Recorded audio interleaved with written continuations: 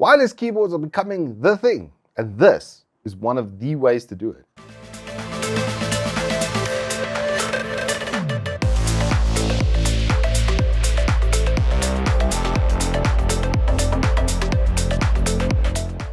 Good afternoon and welcome to Turbo Tortoise Tech. If you're new here, I'm Reese of the 4Ps Variety and Wooks Triple XL.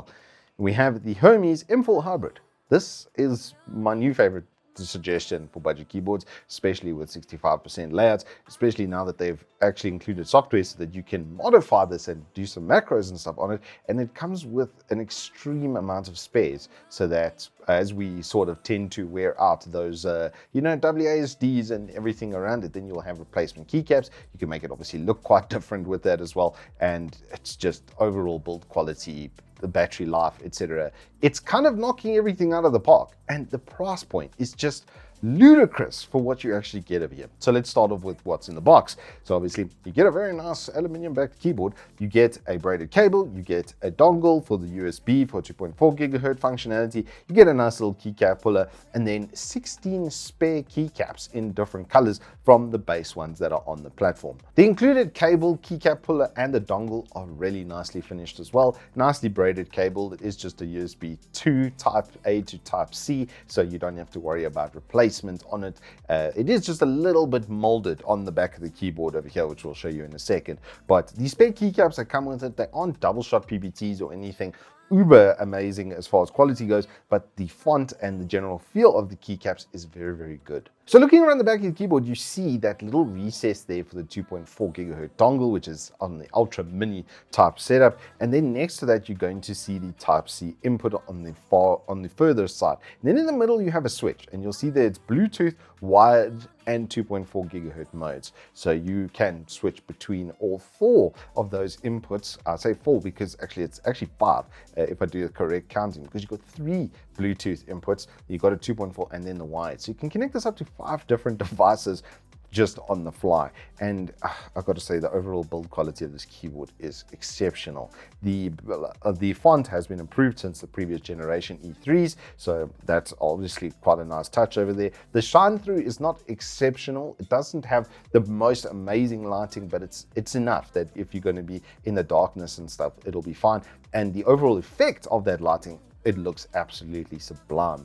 It doesn't quite do it justice on camera, but it does look really, really nice. North-facing LED for this set as well. If we have a look closer at the switch over there, you're going to notice that, that LED is sitting in the north face of the side. But this comes with a red switch, which I absolutely love. I can't stand clicky tactiles. If you like clicky tactiles, you're obviously into annoying the people around you. And that's not very cash money of you. But these reds are by Huano, Huano, for those of you who are curious. And it's just a good budget, classic sort of linear red switch. It is very soft to the touch, I've got to say. It doesn't feel very, very heavy. It is very, very light.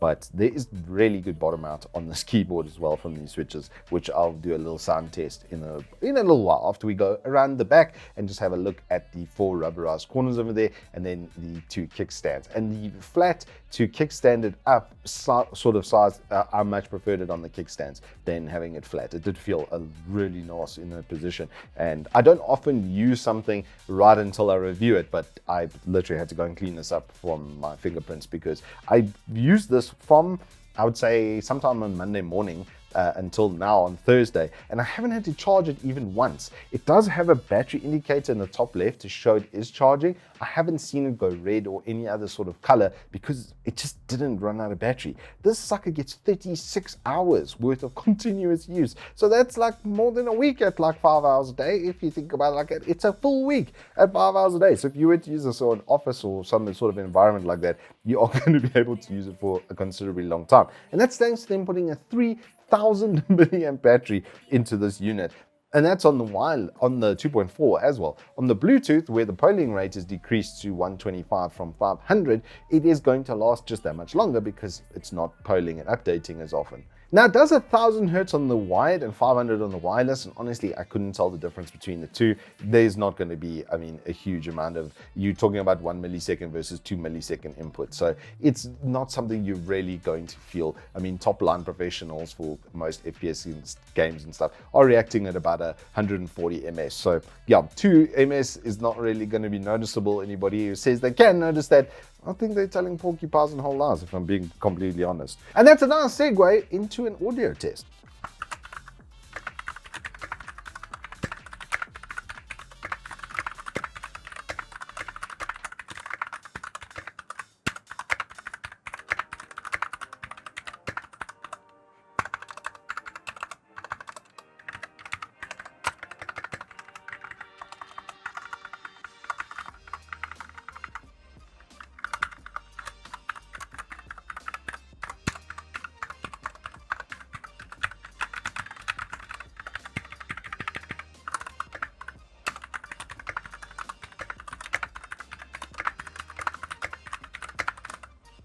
Now, as I said before, it also comes with some pretty good software. They've actually made it look pretty good. It doesn't feel all that clunky, and you can do full macros and reassign keys. So if you, for instance, don't need any of the page up, down, delete, etc., you could completely redo that. It's got a tilde key up there as well, which is nice to have, so it's not on the function for the escape, and it does have a Windows locking feature as well, with then just a caps lock that comprises your top 3 notification lights over there. So that's for the win lock and then for the caps lock. So it's got all of the sort of default feature sets on it, but you can change them. You've got some media controls as well on the keys by default. You've got some lighting controls on the key by default as well. Your home and end would be on function. Your pause and insert also be on a function key set. So it's got everything that you're generally going to need on the keyboard, but if it doesn't, then you can mod it in the software. The only thing I'd like to see them change with the software is give us access to the function layer so that we can do macros on that instead of on the default keys themselves.